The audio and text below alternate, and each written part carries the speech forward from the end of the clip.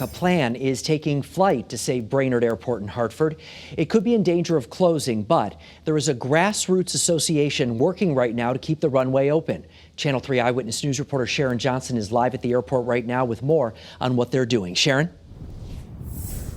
Well, Mark, members of the association say that there are many reasons to keep the airport open, starting with jobs.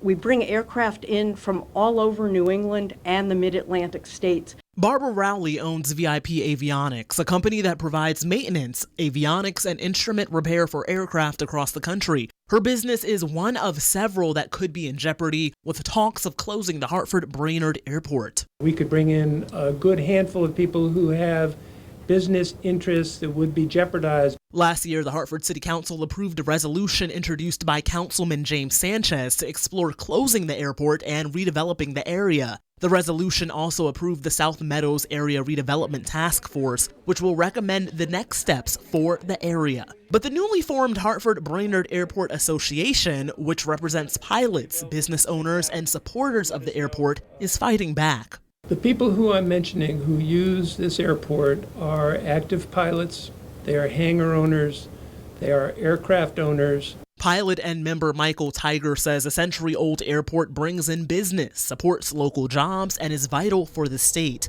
A 2016 legislative committee report backs TEIGER up, saying the airport's benefits outweigh the costs. The 2016 report also mentions that closure and redevelopment would be slow, costly, and risky. Because if the airport closed, we don't have another plan B. I reached out to Mayor Luke Bronin about today's press conference. He says in part, full redevelopment of the Brainard property would take years, but we should be working now to reposition the South Meadows for the next generation. We also reached out to Councilman Sanchez, who says, my solution is and will continue to be driven by community leaders and advocates, which is why I encourage interested parties to reach out to my office about the new SMART task force.